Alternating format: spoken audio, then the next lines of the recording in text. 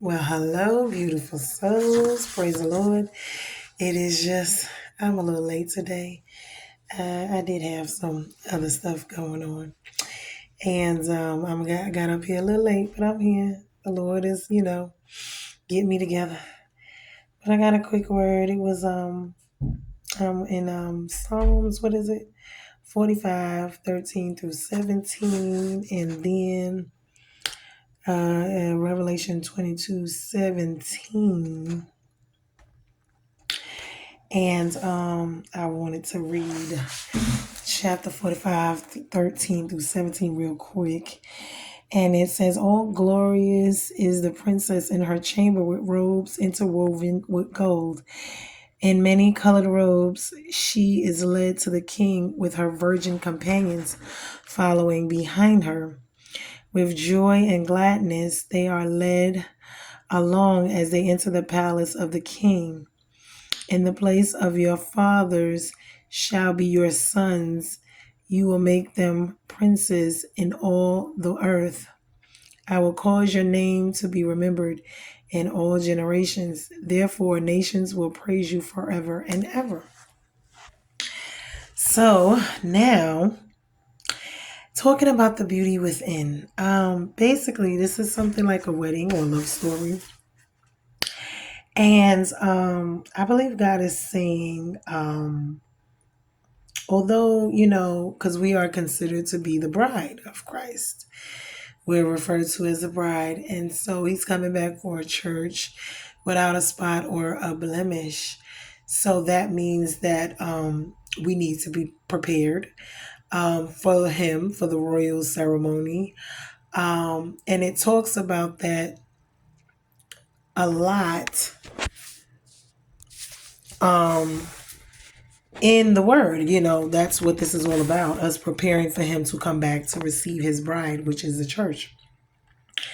And he wants us to be ready, but that's more inside and out. Because, a lot of times when we're preparing for weddings or special events, it's all about the outer and what we look like and what we have on and these wonderful garments and things like that. And everyone's paying attention to these things. But at the end of the day, God does not seek those things. What he is looking for is what we wear on the inside. Christ wants his bride, his people, to be beautiful within, meaning what is going on the inside of you. His bride is not picked because of the outside, meaning all of this outside stuff that is going on with us.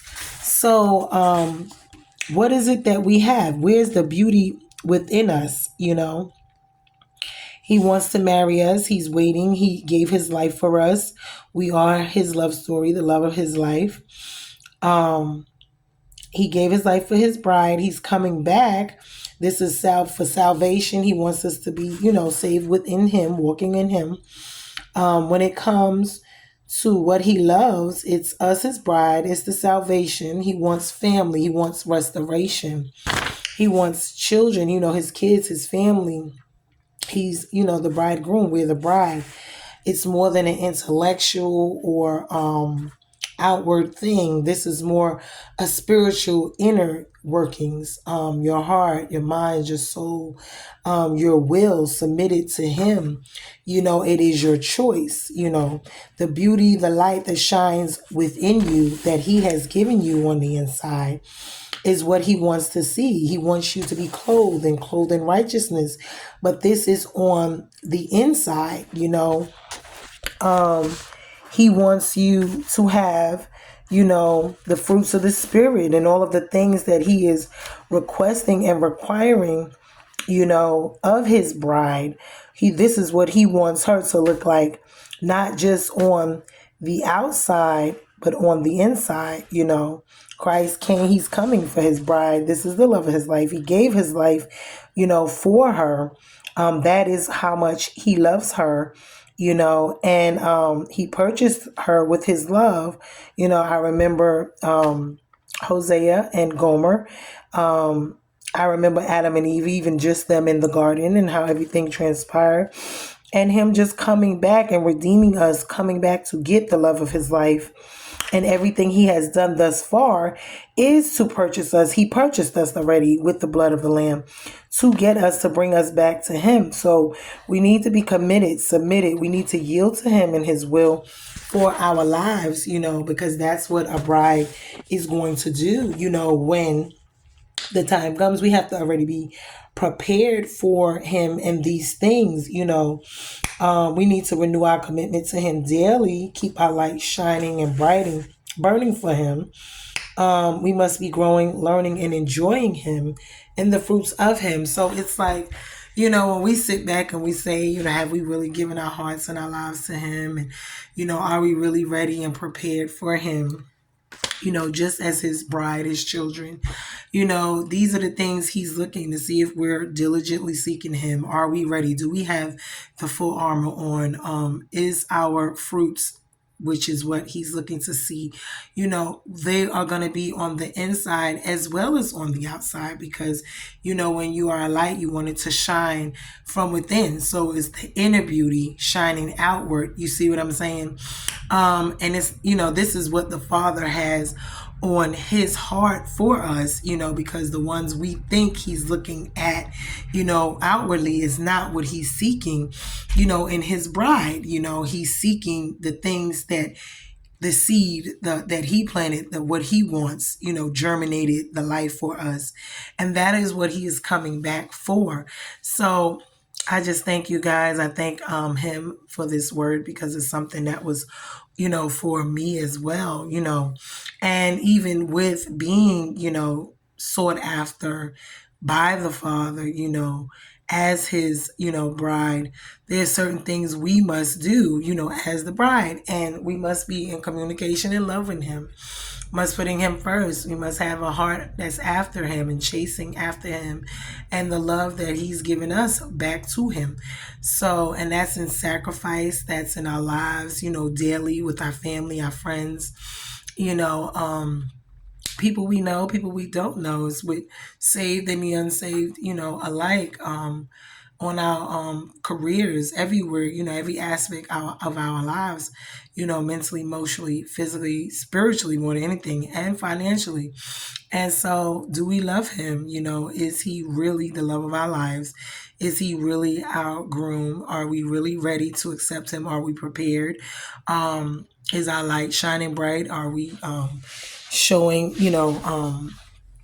bearing the fruits that he wants us to bear? So these are all questions that we must answer, in our own lives. And if not, we need to be working on them, because we're supposed to stay ready and prepared for him to come back. Our lamps are supposed to be lit and waiting for him. Our garments inside and out are supposed to be, taken care of, as more than anything, our hearts, our spirits, our souls, our bodies, all of us, our complete, total, health, or, just everything that consists of our total well-being, as far as our lives, is supposed to be ready and prepared. And if not, we just need to work on it, and these are things he's showing me in my life, just to share, so that if there's any areas that I'm lacking in that maybe others are, or we can be mindful of these things, so we are in preparation of him and his return. So I hope that this was a blessing to you all. And it was the last, I think in Revelations 22:17. Hold on, this was the last verse that I meant to, and I have to look it up in my notes, because I did put it down, but I don't know what I did with it. I am trying to make sure I get this last verse out, because I know it is going to be a blessing. What is it? Revelation 22:17. Give me 1 second. I'm looking it up, because I haven't wrote it down, but it says, the Spirit and the bride say, come, and let the one who hears say, come, and let the one who is thirsty come, and let the one who desires come.